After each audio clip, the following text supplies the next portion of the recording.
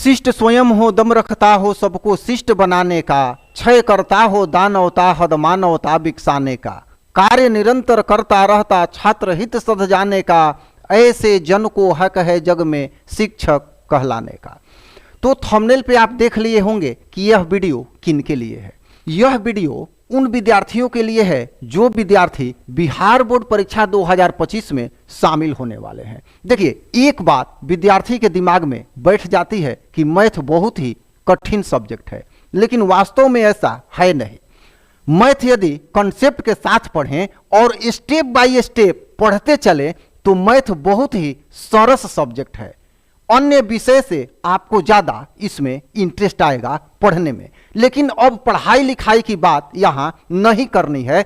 यहाँ हम लोग को मुख्य बात यह करना है कि जो भी समय गुजर गया जिसमें हम जाने अनजाने पढ़े अथवा न पढ़ें, तो अब बिहार बोर्ड की परीक्षा में जब हम जा रहे हैं तो हमें क्या करना है। यहाँ दो कैटेगरी होती है विद्यार्थियों की। एक कैटेगरी वैसा होता है जो केवल यह चाहते हैं कि हम किसी तरह पास कर जाएं, तो उनके लिए भी यह वीडियो उपयुक्त है। और एक विद्यार्थी उस लेवल के होते हैं जिनका पढ़ाई में लेवल बहुत ही अच्छा होता है, वो उससे भी अच्छा स्कोर करना चाहते हैं, तो यह उनके लिए भी है।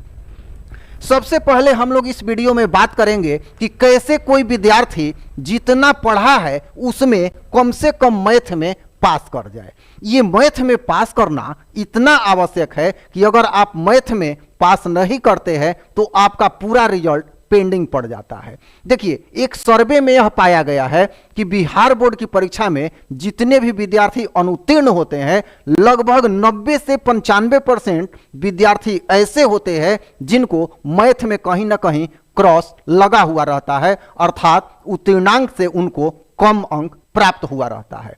तो यहाँ कुछ बातें बताई जाएंगी जिनका आप अनुपालन करेंगे तो आप उतनी ही पढ़ाई में अच्छा से अच्छा स्कोर कर सकते हैं। देखिए, युद्ध में यह मायने नहीं रखता कि आपके पास हथियार कितना है। युद्ध में यह मायने रखता है कि आपको कौन कौन सा हथियार चलाने आता है जो आपके पास है। तो बिहार बोर्ड की परीक्षा भी विद्यार्थियों के लिए एक युद्ध का मैदान ही है और उसे उन्हें लड़कर पार कर जाना है, जीत जाना है। तो चलिए सबसे पहले इस पर बात करते हैं कि विद्यार्थी कम से कम 30 अंक कैसे लाएं। आइए यहां देखते हैं। बिहार बोर्ड परीक्षा 2025 में मैथ विषय का पैटर्न इस प्रकार का होगा, जो पीछे से भी यही चलता हुआ आ रहा है। जैसे वस्तुनिष्ठ प्रश्न की बात करें तो 50 अंक का वस्तुनिष्ठ प्रश्न होगा, मतलब आधा अंक, 100 में से 50 अंक वस्तुनिष्ठ का ही होगा।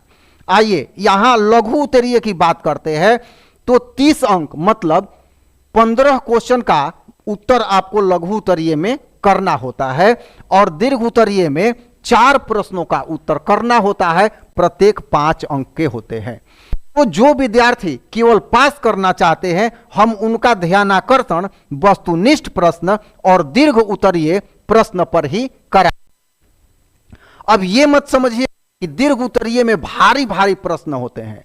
बड़े तो जरूर होते हैं लेकिन ये सिलेक्टेड प्रश्न होते हैं। आप 10 से 20 प्रश्न का रिवीजन करके इसमें से 2-3 क्वेश्चन का उत्तर दे सकते हैं और 2 प्रश्न का उत्तर देने का मतलब आपने 10 स्कोर कर लिया, उसमें लगभग 8 से 10 अंक आपको आ जाएगा। यहां बात करते हैं सबसे पहले वस्तुनिष्ठ प्रश्न का। तो विद्यार्थियों को यही सलाह दी जाती है कि विद्यार्थी वस्तुनिष्ठ प्रश्न में से एक भी प्रश्न न छोड़े। उनके पास 100 प्रश्न होगा जिनमें 50 प्रश्नों का उत्तर ओए मार्कशीट पे करना होगा, तो वो 50 में 50 प्रश्नों का उत्तर करेंगे। आ रहा हो या नहीं आ रहा हो, ये गांठ बांध लेंगे। 50 में 50 प्रश्नों का उत्तर वो देंगे ओए मार्कशीट पर, 50 प्रश्नों का उत्तर रंग कर ही घर आएंगे। इसके बाद दीर्घ उत्तरीय की बात रही तो दीर्घ उत्तरीय में 2-3 प्रश्नों पर विशेष ध्यान दे देंगे, चूंकि अभी 2 से 3 दिन बाकी है परीक्षा में। तो पहला एक प्रमेय ऐसा है कि आपको 4 प्रमेय में से एक प्रमेय फाइनल है कि आ जाएगा। अगर आपको वो प्रमेय नहीं मिल रहा है तो मेरे चैनल पर अभी फिलहाल 2-3 दिन पीछे डला हुआ है सभी 4-5 प्रमेय, उसको आप एक बार रिवीजन कर लेंगे। इसके बाद रचना 3 या 4 आप देख लेते हैं तो एक रचना उसमें से आ जाएगा। उसी तरह से ग्राफीय विधि की भी यही स्थिति है, 1-2 प्रश्न आप देख ले किताब का, उसमें से 1-2 प्रश्न एक प्रश्न आ ही जाता है आपका। तो इसमें ज्यादा आपको नहीं कहा जाएगा। दीर्घ उत्तरीय में आप प्रमेय देख ले, रचना देख ले और एक ग्राफीय विधि देख ले, 3 ही देखें आपको, और ज्यादा चांस है कि 3 में से 3 या 3 में से 2 तो एकदम आ ही जाएगा।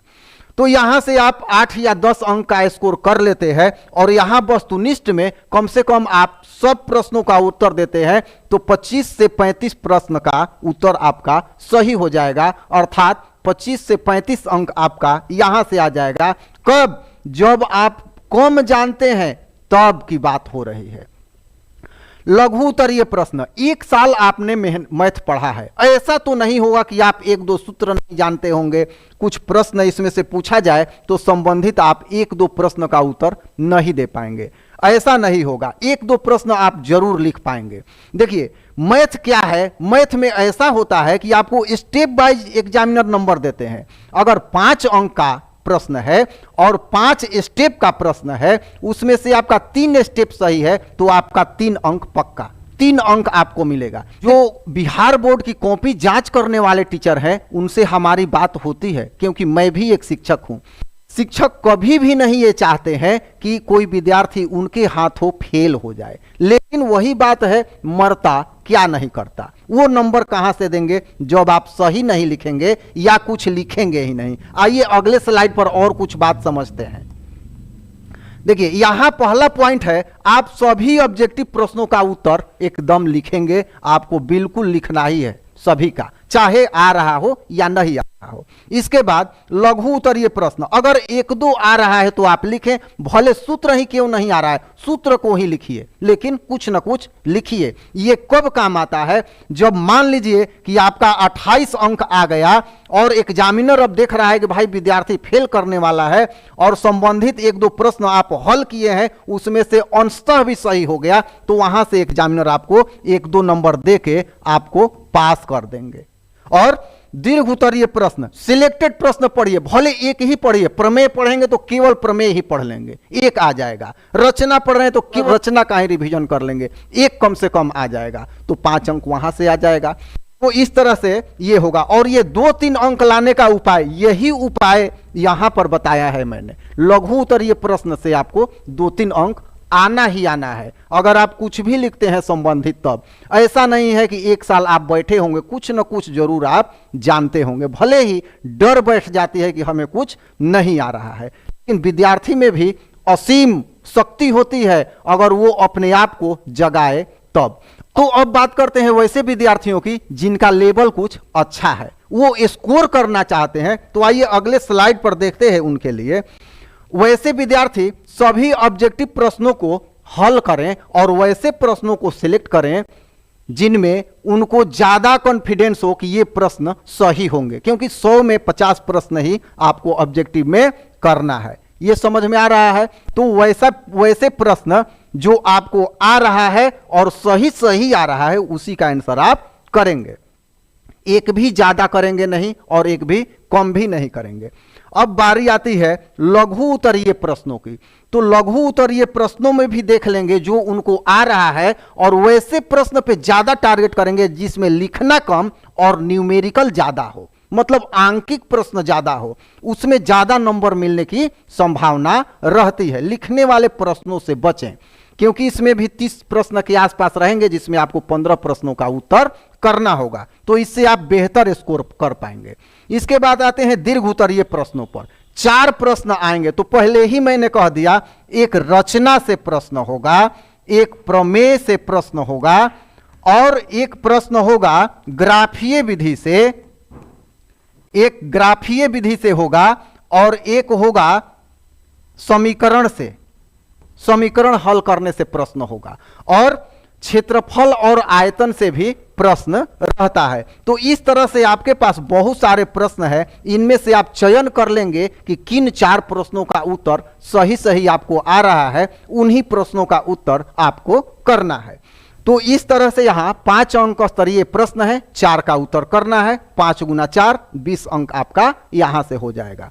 तो इस तरह से जो विद्यार्थी है जिनका लेवल कुछ अच्छा है वो चाहे तो बहुत ही अच्छा 80 प्लस 90 प्लस अंक मैथ में ला सकते हैं अगर रणनीति बनाकर चलें तब। बात करते हैं अंतिम बिंदु की, सावधानी बरतने वाली बातें। ये कौन सी बातें हैं? तो देखिए, जब भी आप परीक्षा में बैठें तो आपका टारगेट यही हो आप 10 मिनट पहले सभी प्रश्नों को हल कर लें और हाथ में 10 मिनट रखें। ये 10 मिनट क्यों रखें? क्योंकि लास्ट में आप क्या करने वाले हैं, सभी प्रश्नों को एक एक करके आप चेक करेंगे कि आपने कहीं कोई प्रश्न छोड़ तो नहीं दिया है, आपने सभी प्रश्नों का क्रम लिखा है कि नहीं लिखा है। कभी कभी ऐसा भी होता है कि आप प्रश्न का उत्तर तो बना देते हैं, प्रश्न का उत्तर भी सही रहता है, लेकिन वहां उसका क्रमांक देना भूल जाते हैं, तो एग्जामिनर वहां नंबर आपका काट सकता है।